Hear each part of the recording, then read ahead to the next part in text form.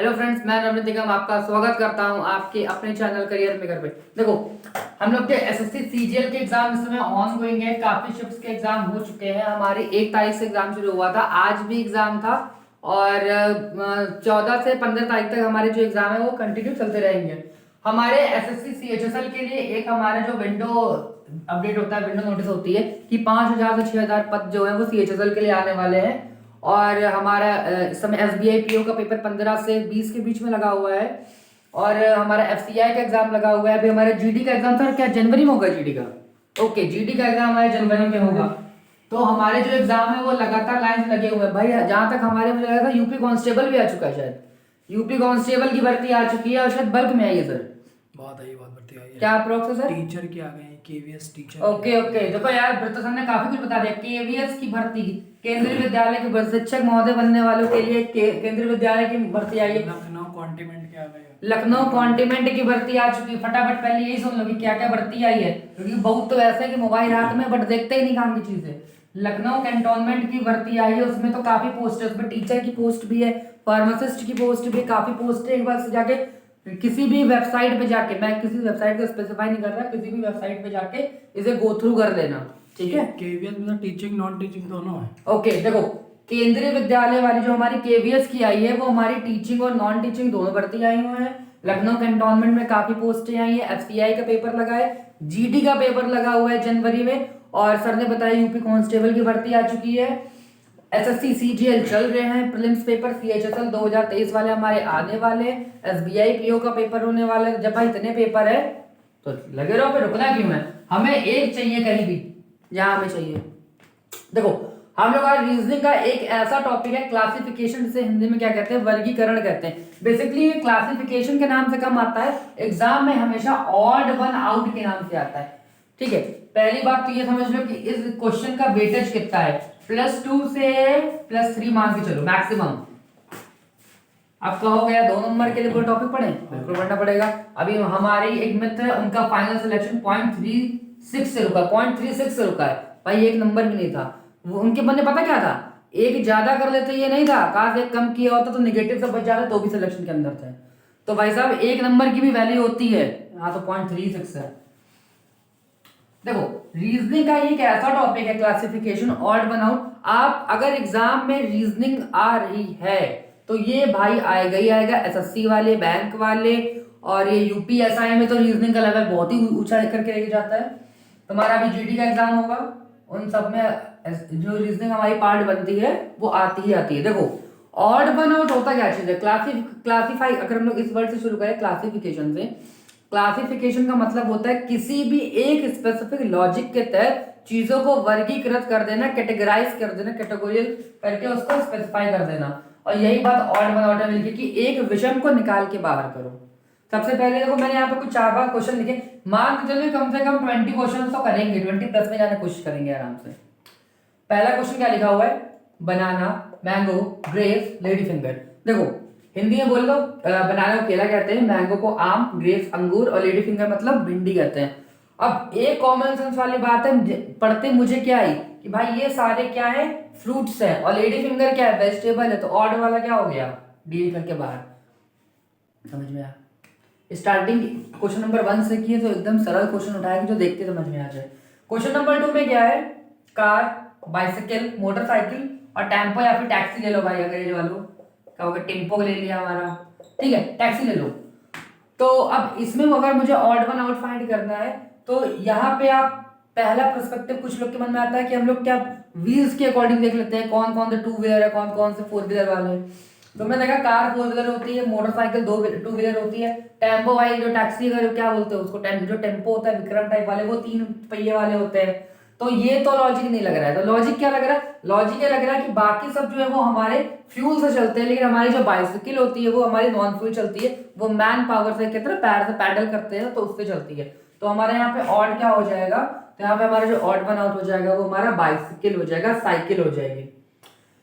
Question number 3 की हम लोग बात करेंगे। 3 में नंबर ए पे लिखा हुआ है लिसन, नंबर बी पे स्विम, नंबर 3 पे वॉक, नंबर डी पे क्लाइंब लिखा हुआ है। देखो, ये चारों ही क्या है, एक एक्टिविटीज है। चारों ही क्या है, एक्टिविटी है। लिसन का मतलब सुनना होता है, बी का मतलब स्विम मतलब तैरना होता है, सी का वॉक का मतलब चलना होता है, इसके टहलना भी कहते हैं, टहलना होता है। और डी का मतलब क्लाइंब होता है, क्लाइंब का मतलब चढ़ना होता है। जैसे तुमने सुना होगा कि माउंटेन क्लाइंब किया है इतने हमारे इंडियंस, और स्पेशली नेपाली जो होते हैं, जो नेपाली होते हैं वो सबसे ज्यादा माउंटेन क्लाइंबिंग में अवार्ड रिकॉर्ड बनाते हैं। अरे सर बहुत काबिल होता है वो इस चीज में। तो अब इसको देखने के बाद माइंड में आ रहा है थॉट कि नहीं आ रहा है, नहीं आ रहा है, तो इधर सुनो। सुनना हो गया भाई, इंसान तैरेगा तो हाथ पैर मतलब फिजिकल एक्टिविटी हो रही है, वॉक चलेगा तो ऑब्वियस बात है पैर से मूव करेंगे, फिजिकल एक्टिविटी हो रही है। क्लाइंब चढ़ेंगे तो भी पैरों और हाथों की सहायता से ही चढ़ेंगे, तो यानी इन तीनों में फिजिकल एक्टिविटी है। अब ये मत अपनी भावनाएं मत लगा देना कि सुनना है तो गाना भी सुनेंगे, मोबाइल लेके आएंगे, लीड पे ढूंढेंगे, सुलझाएंगे, चार्जर लगाएंगे, वहां भी तो फिजिकल एक्टिविटी, मतलब इतना उच्च स्तर नहीं चले जाना है, ठीक है।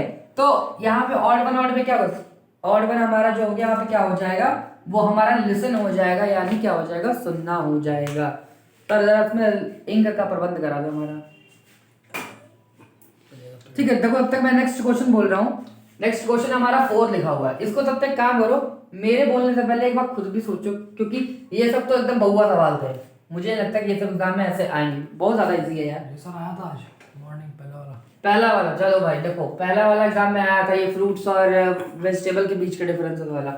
हाँ, क्वेश्चन नंबर 4 और क्वेश्चन नंबर 5 इस तरह के जो क्वेश्चंस है वो एग्जाम में रिपीटेटिव मोड पे सर थर्ड आते रहते हैं। कुछ अजीब आ गया था सर, क्या अजीब हो गया था, बताता हूँ आपके, थोड़ा सा ज्ञान दीजिए। मैं आ जाता हूँ, दिल्ली आ जाता हूँ। आ जाइए बिल्कुल आ जाइए, सर बाल नहीं ठीक है। कोई बात नहीं सर, ज्ञान से बड़ा कुछ नहीं है, आ जाइए जी सर थर्ड शिफ्ट में जो क्वेश्चन है, हेलो क्या चल, देखो थर्ड शिफ्ट में जो क्वेश्चन आया था ना, फर्स्ट शिफ्ट में तो सेम यही क्वेश्चन आ गया था, 4 ऑप्शन नहीं लेके आ गया था।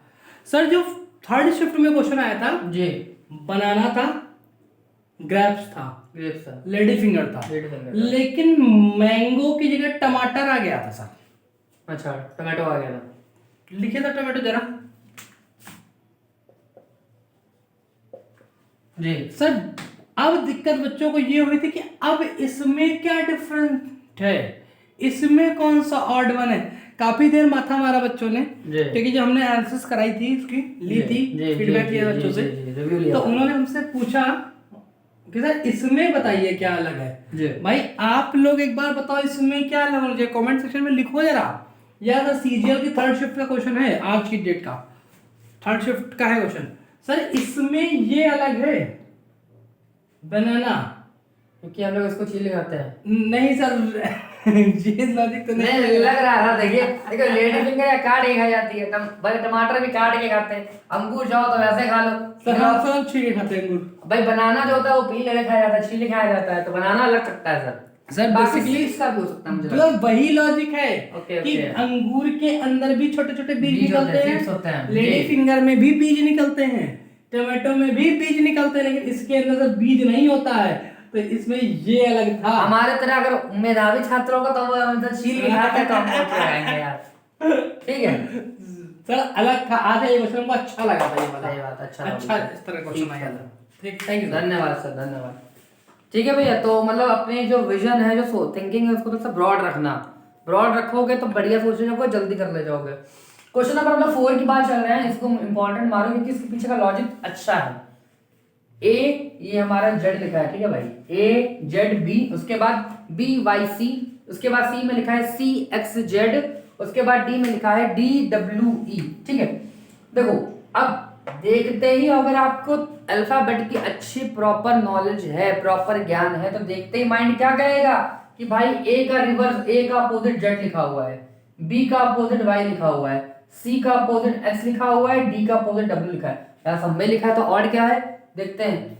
ए का कंसेक्यूटिव बी है, मतलब ए के जस्ट बाद बी आता है, ठीक है, बी के बाद सी आता है, यानी ये दोनों सेम पैटर्न पे चल रहे हैं, लेकिन सी के बाद जेड नहीं आता है, सी के बाद क्या आता है, सी के बाद कंसेक्यूटिव में डी आता है, यानी ये ऑड वन हो गया, इसलिए हमारा क्या हो जाएगा, फाइनल आंसर हो जाएगा, और डी के बाद डब्ल्यू आता है, यानी ये भी हमारी कंडीशन को फॉलो कर रहा है, तो हमारा जो आंसर हो जाएगा इसमें ऑड वन हो जाएगा, वो सी एक्स जेड हो जाएगा, ठीक है। क्वेश्चन नंबर मतलब 5 की बात करते हैं, इसमें क्या लिखा हुआ है, 5 में हमारा नंबर ए पे लिखा है एम एन पी, बी में लिखा हुआ है ए बी डी, और सी में लिखा हुआ है पी क्यू टी और डी में लिखा हुआ है एक्स वाई ए। देखो इस क्वेश्चन को करने से पहले मैं एक बात बहुत अच्छे से बता दूं, अल्फाबेट जो होता है वो सर्कुलर मोशन में चलता है, यानी अगर ए से जेड होता है तो ये बात बिल्कुल सही है कि ए से शुरू हुआ जेड पे खत्म, लेकिन रीजनिंग में जेड के बाद वापस से घूम के ये ए पे आने की जो प्रोसेस होती है, जो उसको क्या कहते हैं कैरेक्टरिस्टिक्स होती है, वो उसको ये क्या करता है शो करता है कि अगर जेड के बाद हम लोग वापस बोलेंगे कि जेड के बाद क्या आता है, तो जेड के बाद क्या आएगा, जेड के बाद फिर से ए से शुरू हो जाता है। ठीक है, इस चीज को ध्यान में रखना। बाकी देखो मैंने इसलिए बना दिया है, लग रहा है ना सरदार जी एकदम टैडी बियर लग रहा है यार, तो हाँ मुंह फूला एकदम। ठीक है, तो ए से जेड चलेगा और जब जेड खत्म हो जाएगा अल्फाबेट तो जेड के बाद वापस से रिवर्स में ए आ जाएगा और A B C D E F G H I J K L M N आगे कंटिन्यू सो ऑन शुरू हो जाएगा। देखो क्वेश्चन नंबर 5 में कहता है कि एम एन पी, यानी एम और एन जो है वो तो उससे कंसेक्यूटिव है, एम एन ओ आता है उसके बाद पी आता है, यानी यहाँ पे कितने का गैप है, यहाँ पे -1 का गैप है, -1 क्या +1 का सॉरी गैप है। हम लोग क्या कर रहे हैं, एक का मिस करके आगे बढ़े। उसके बाद ए बी सी आता है लेकिन उसके बाद डी आया, यहाँ भी यानी +1 का गैप है। चलो सही है। पी क्यू लगातार है, आर एस टी यहाँ पे कितने का गैप है, यहाँ पे +2 का गैप है। और उसके बाद हम लोग डी की बात करेंगे, जिसके इसी वाले ऑप्शन की वजह से मैंने तुमको ये बात बताई। क्यों बताई, क्योंकि तुम्हारे मन में ये ना है कि वाई जेड, जेड के बाद तो खत्म हो जाता है तो ऑड वन आउट, ये है क्या, नहीं है। क्यों, एक्स वाई कंसेक्यूटिव है, एक का गैप जेड और जेड के बाद क्या आ गया, फिर से ए आ गया, यानी यहाँ भी +1 का गैप है। ये तीनों +1 के डिफरेंस में है और सी वाला जो हमारा पी क्यू टी था ये हमारे +2 के डिफरेंस पे था, तो हमारे यहाँ पे ऑड वन क्या हो जाएगा, ऑप्शन नंबर सी हो जाएगा, पी क्यू टी हो जाएगा। समझे, इतने कोई समस्या, कोई तकलीफ, कोई दर्द, कोई समस्या, कोई तकलीफ हो तो बताओ फटाक से, नहीं है। चलो हम लोग आगे क्वेश्चन की बात करते हैं, टाइम नहीं वेस्ट करेंगे, फटाफट क्वेश्चन करेंगे। वीडियो फालतू में बड़ा करके तुम्हारा टाइम वेस्ट करने कोई अर्थ नहीं है। कम टाइम में ज्यादा चीजें एक्सप्लोर करो, ज्यादा चीजें ग्रैब करो फटाक से।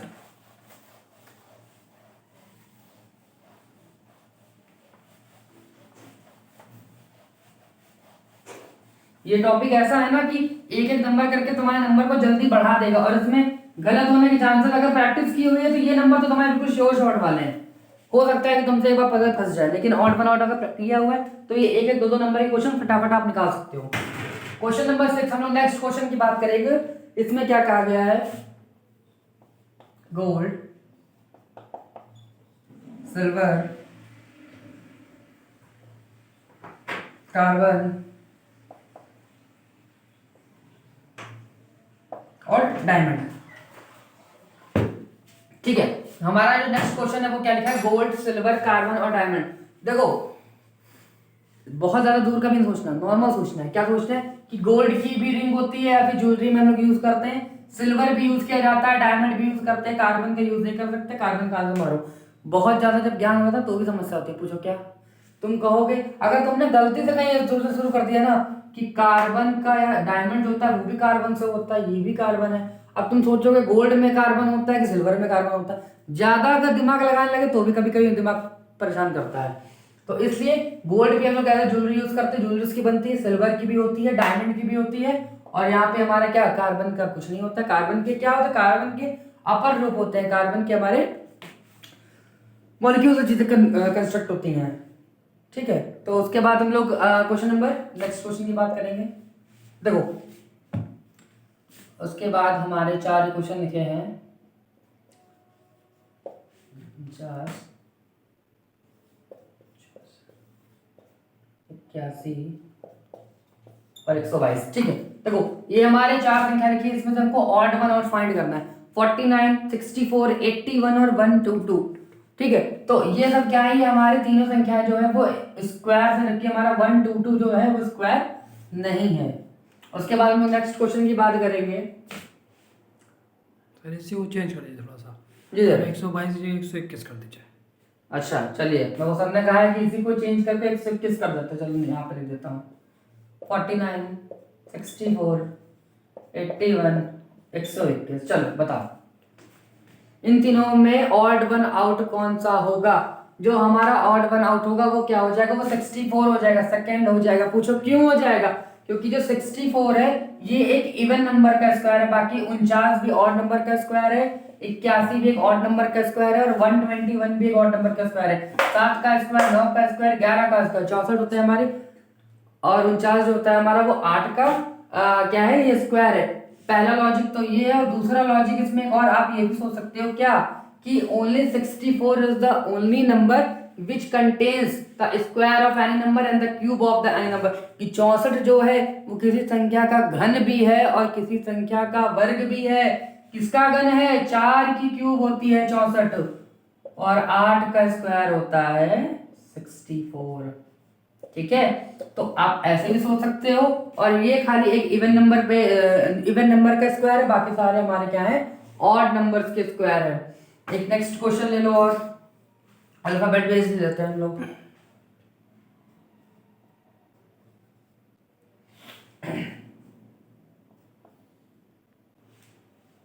देखो नेक्स्ट क्वेश्चन जो है वो हमारा ये लिखा है, इसमें हमें क्या करना है, ऑड वन आउट फाइंड करना है। पहले वीडियो पॉज कर लेना, उसके बाद पहले बार कर लेना। पहला क्वेश्चन इसमें लिखा है ABY CDW MNM, उसके बाद OPM। देखो ए का कंसेक्यूटिव क्या है, बी है, बी का ये अपोजिट लिखा हुआ है, बी का हमारा रिवर्स में लिखा हुआ है। ठीक है, देखते हैं कि आगे सस्टेन कर रहा है। सी का कंसेक्यूटिव डी है और डी का अपोजिट क्या होता है, डब्ल्यू होता है। बिल्कुल सही है, ये भी सही है। चलो यानी कहने का मतलब है कि इन दो में ही खेल होगा। एम एन एम हमको देखने में अटपटा लग रहा है, देखते ही हो सकता है एम एन एम। एम का अपोजिट क्या है, एम का कंसेक्यूटिव सक्सेसिव क्या है, एन है। एम के बाद एन आता है और एन का उल्टा एम ही होता है। देखने में अटपटा लग रहा था बट कंडीशन सेटिस्फाई कर रही है। लास्ट वाला, अब बैल बुद्धि क्या है, तुम इसको भी चेक करो अगर नन ऑफ दीज नहीं है तो। भाई जब ऊपर 4 ऑप्शन है, 3 सही होगा तो चौथा ही आंसर होगा। बाकी हम लोग कर सॉल्व कर रहे हैं तो देख लेते हैं। MNOP सही है, लेकिन P का उल्टा M नहीं होता। P का उल्टा क्या होता है, K होता है। KP देखो ये हमने भी याद किया था, हमने भी वैसे याद किया है। अगर इसे P का उल्टा याद करना है तो KP, यानी अगर अपने इधर कानपुर साइड का आदमी कमला पसंद याद करता है, कमला पसंद जे मुंशी है। ठीक है, तो KP यानी कमला पसंद से याद कर लो, जैसे याद रहे वैसे याद कर लो। लेकिन बनाना ऐसे ही कुछ फनी चीजें जो आराम से याद रहे। अगर खुद से ना बना पाना, कमेंट सेक्शन में लिख देना सारे नंबर के रिवर्स ऑर्डर कैसे याद कराते हैं, इसका वीडियो बना देंगे। उसी वीडियो में तुमको सारे अल्फाबेट के जो हमारे नंबर्स होते हैं, कि हमारा M जो है वो 13 पे आता है, N जो है वो हमारा 14 पे आता है, O हमारा 15 पे आता है, T हमारा 20 पे आएगा, U हमारा 21 पे आएगा, F हमारा 6 पे आएगा, I हमारा 9 पे आएगा, L हमारा 12 पे आएगा। तो कैसे बिल्कुल मुंह जवानी याद है भाई साहब, एकदम धागा खोल दोगे एकदम। ठीक है, तो लेकिन बताना पड़ेगा यार, ये ज्ञान की वैल्यू है। ठीक है, तो क्या करना है, कमेंट सेक्शन में इस चीज को बता देना कि नंबर के रिवर्स ऑर्डर, उनके न्यूमेरिक। और एक क्वेश्चन और है, एक क्वेश्चन और है जो क्वेश्चन सच में परेशान करता है, क्या, पेयरिंग वाले। एक वीडियो उसका हम स्पेसिफिक डालेंगे, पेयर बनाने वाला। पेयर बनाने वाला क्या होता है कि एक वर्ड दे देगा, एक कोई शब्द दे देगा, कहेगा कि उन लेटर्स के बीच में उतने ही का गैप है कि नहीं, उसका पेयर बनाओ। फॉरवर्ड और बैकवर्ड करके अच्छे फंसते पता क्यों है, ये नहीं क्वेश्चन गलत है। तुमको लगता है ना कि एक नंबर के चक्कर में मेरा 1 मिनट बर्बाद हो गया, क्यों अटेम्प्ट करे यार। बहुत बार होता है, छोड़ना ही पड़ता है क्वेश्चन को आते हुए भी। ठीक, तो इन सारे क्वेश्चंस, इन सारे मजे करने के लिए हम लोग क्या करेंगे, इसके लिए तो कमेंट सेक्शन में लिखना भैया पहले। तो ठीक, तब तक के लिए इतना ही। हम लोग अगले जो नेक्स्ट वीडियोस में लोग पेयरिंग वाले क्वेश्चंस की बात करेंगे। और तो तब अगर चैनल पे नए हो तो मेरे चैनल को सब्सक्राइब करो, वीडियो को लाइक करो, अपने दोस्तों में शेयर करो। तब तक के लिए जय हिंद, शुक्रिया।